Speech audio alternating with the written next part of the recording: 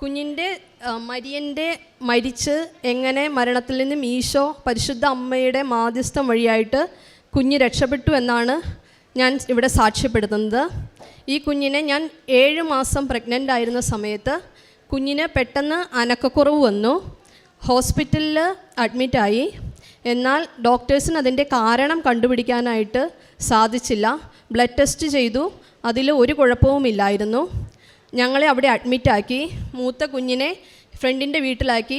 അന്ന് ഞങ്ങൾ 2 പേരും മാത്രമേ ഉള്ളൂ. ഹോസ്പിറ്റലിൽ അഡ്മിറ്റായി. ഡോക്ടേഴ്സിന് കാരണം കണ്ടുപിടിക്കാൻ പറ്റിയില്ല. പക്ഷേ കണ്ടിന്യൂസ് ആയിട്ട് ഡോപ്ലർ സ്റ്റഡിയിൽ അബ്നോർമാലിറ്റി കാണിച്ചുകൊണ്ടേയിരുന്നു. പിറ്റേ ദിവസം 10 മണിക്കാണ് അൾട്രാസൗണ്ട് സ്കാനിങ് ചെയ്തത്. ആ സമയത്തായപ്പോഴേക്കും കുഞ്ഞ് അതീവ ഗുരുതരാവസ്ഥയിലാവുകയും കുഞ്ഞിനെ പുറത്തെടുക്കുന്ന സമയത്ത് പെട്ടെന്ന് സിസേറിയൻ ചെയ്തിട്ടാണ് പുറത്തെടുക്കുന്നത്. ആ സമയത്ത് കുഞ്ഞിന് ഒരു ചെറിയ ഹാർട്ട് ബീറ്റ് മാത്രമാണ് ഉണ്ടായിരുന്നത്. അവളൊരു വെള്ള പേപ്പർ പോലെയാണ് ഇരുന്നത്. അവളുടെ ശരീരത്തിൽ നിന്നും ബ്ലഡ് മുഴുവനും എൻ്റെ ശരീരത്തിലേക്ക് നഷ്ടപ്പെടുകയും കുഞ്ഞിന് സിവിയർ ഹൈപ്പോക്സിയ വന്ന് അതീവ ഗുരുതരാവസ്ഥയിലായിരിക്കുകയും ചെയ്തു. കുഞ്ഞിന് ബ്ലഡ് നഷ്ടപ്പെട്ടതിൻ്റെ ഫലമായിട്ട് ഹൈപ്പോക്സിയയുടെ ഭാഗമായിട്ട് സിവിയർ ബ്രെയിൻ ഡാമേജ് വന്നു. സിവിയർ ബ്രെയിൻ ഡാമേജിന് മാത്രമല്ല, കുഞ്ഞിനെ ഉടനെ തന്നെ പുറത്തെടുത്ത ഉടനെ വെൻറ്റിലേറ്ററിലേക്ക് മാറ്റി. വളരെയധികം കഷ്ടപ്പെട്ടിട്ടാണ് വെൻറ്റിലേറ്റ് ചെയ്തത്.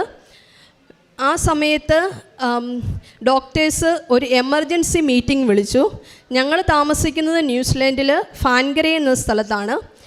ഓക്ലൻഡ് സിറ്റി ഹോസ്പിറ്റലിലാണ് 32 ആഴ്ച, അതായത് 8 മാസത്തിന് ശേഷമുള്ള കുഞ്ഞുങ്ങളെ 7 മാസം മുതലുള്ള കുഞ്ഞുങ്ങളെ ചികിത്സിക്കുകയുള്ളൂ. അപ്പോൾ ഡോക്ടേഴ്സ് പറഞ്ഞു, കുഞ്ഞിനെ നമുക്ക് എയർ ലിഫ്റ്റ് ചെയ്യണം, എയർ ആംബുലൻസിൽ ലിഫ്റ്റ് ചെയ്യണം, അവിടുന്ന് ഡോക്ടേഴ്സ് വരണം, നമുക്ക് നോക്കാമെന്ന് പറഞ്ഞു. ഓക്കെ, അത് കഴിഞ്ഞ് എമർജൻസി മീറ്റിംഗ് വിളിച്ചു കഴിഞ്ഞപ്പം ഡോക്ടേഴ്സ് പറഞ്ഞു, കുഞ്ഞിന് കംപ്ലീറ്റ്ലി ബ്രെയിൻ ഡാമേജ് വന്നു കഴിഞ്ഞു, ഇനി കുഞ്ഞ് ജീവിക്കില്ല. ജീവിച്ചിരുന്നാലും അവൾക്ക് കണ്ണ് കാണാനോ ചെവി കേൾക്കാനോ കൈകളും കാലുകളും അനക്കുവാനോ ഒന്നും സാധിക്കുകയില്ല. സിവിയർ സെറിബ്രൽ പാൾസി ആയിരിക്കും, നിങ്ങൾക്ക് തീരുമാനിക്കാമെന്ന് പറഞ്ഞു. ഞാനും ഹസ്ബൻഡും അവിടെ നിന്ന് ഉറക്കെ കരഞ്ഞു. സത്യം പറഞ്ഞാൽ കരയാനുള്ളൊരു മാനസികാവസ്ഥയല്ല, ഞങ്ങൾ മരവിച്ചു പോയി. ഈ കുഞ്ഞുണ്ടായി കഴിഞ്ഞ് 9 വർഷം കഴിഞ്ഞ് ഞങ്ങൾക്ക് കിട്ടിയ കുഞ്ഞാണ്.